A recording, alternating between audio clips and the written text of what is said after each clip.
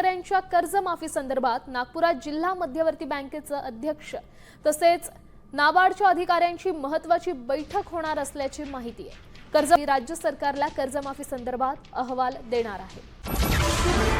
राज्यातील शेतकऱ्यांसाठी अतिशय महत्त्वाच्या ठळक झटपट बातम्या। कर्जमाफी अपडेट, पीक विमा, अतिवृष्टी नुकसान भरपाई, शेतमाल बाजारभाव याविषयीची संपूर्ण माहिती बघा एकाच व्हिडिओमध्ये। खरीप पीक विमा भरपाई शेतकऱ्यांना जानेवारीतच मिळणार, राज्य कृषी विभागाची माहिती। कंपन्यांना यंदा कमी हप्ता। खरीप 2025 मधील विमा भरपाई पीक कापणी प्रयोग अंतर्गत शेतकऱ्यांना भरपाई मिळण्याचा अखेर मार्ग मोकळा। सीसीआयची आतापर्यंत 7.24 लाख क्विंटल कापूस खरेदी।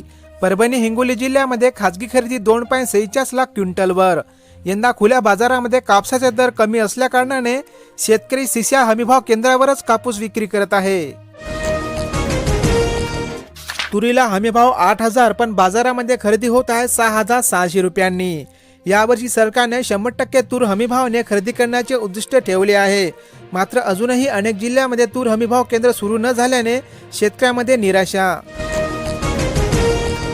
जिल्ह्यात अवकाळीचा तडाखा, बळीराजा पुन्हा सापडला संकटात। छत्रपती संभाजीनगर जिल्ह्यामध्ये बाजार सावंगी फुलंब्री येथे 1.5 तास पाऊस पडला, त्यामुळे मोहोर आलेला आंबा व रब्बी पिकांना बसला मोठा फटका।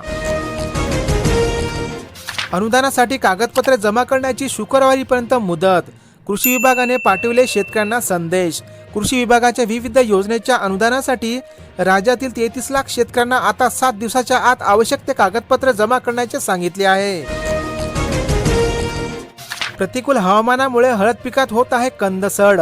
अतिवृष्टी व कमी तापमानाचा बसला पिकांना फटका। गतवर्षीपेक्षा यावर्षी हळदीमध्ये कंदसड जास्त असल्या कारणाने शेतकऱ्यांचे अर्थकारण कोलमडणार। कापूस वेचणी आणखी महागली। 18 ते 20 रुपये प्रति क्विंटल कापूस वेचण्याची मजुरी। अगोदरच बाजारामध्ये कापसाला कमी दर आहे, त्यातच शेवटच्या कापसाला बोंडअळीच्या समस्यामुळे शेतकरी हतबल। विदर्भ व मराठवाड्यामध्ये थंडीच्या लाटा अधिक दिवस राहण्याची शक्यता, तर जानेवारीमध्ये देशामध्ये काही ठिकाणी हलका पाऊस पडण्याचा अंदाज हवामान खात्याने दिला। कापूस आयातीवर 11% शुल्क लागू झाल्याने कापसाच्या दरात सुधारणा झाली आहे।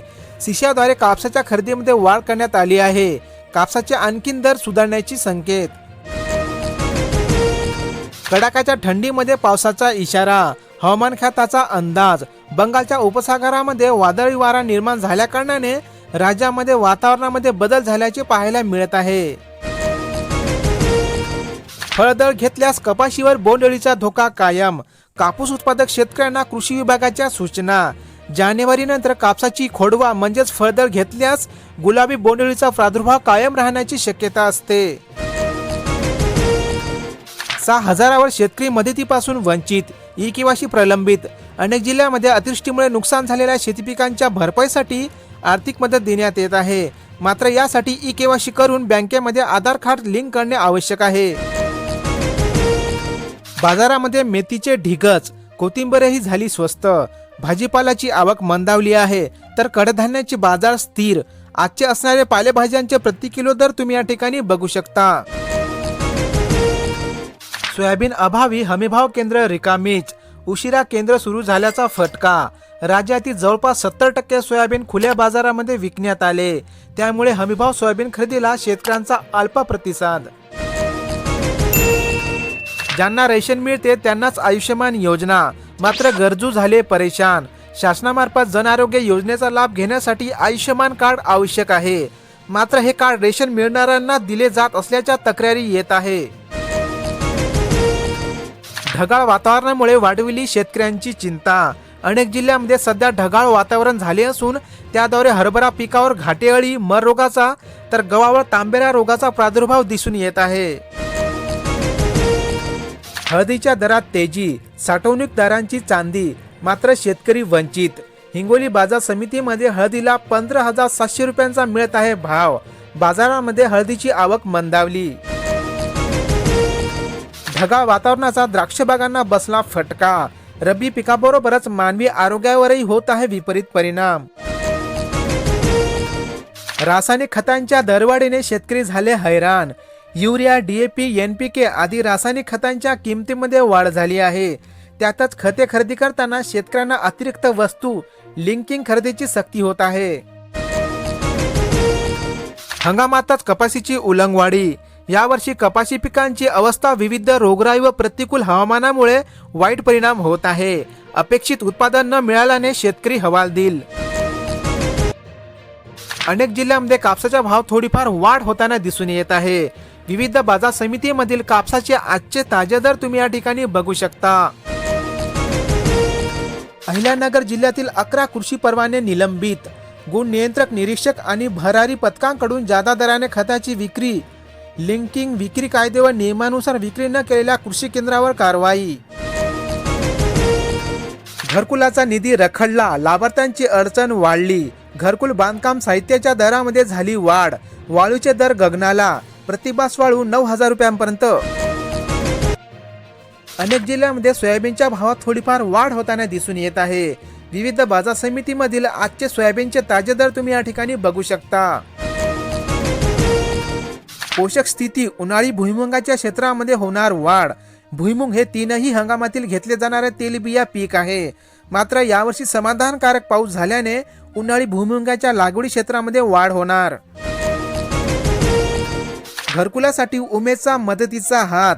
राज्यातील पहिला प्रयोग. लाभार्थ्यांना घरकुल बांधण्यासाठी उमेदमार्फत 4.25 कोटी रुपयांचे कर्ज उपलब्ध करून देण्यात येत आहे. बीड जिल्ह्यातील 180 लाभार्थ्यांना 30 लाख रुपयांच्या निधीचे वाटप. मुख्यमंत्री शाश्वत कृषी सूक्ष्म सिंचन योजनेचे 1.5 कोटींचा निधी प्राप्त झाला असून मुख्यमंत्री कृषी सिंचन योजनेला मिळाली गती.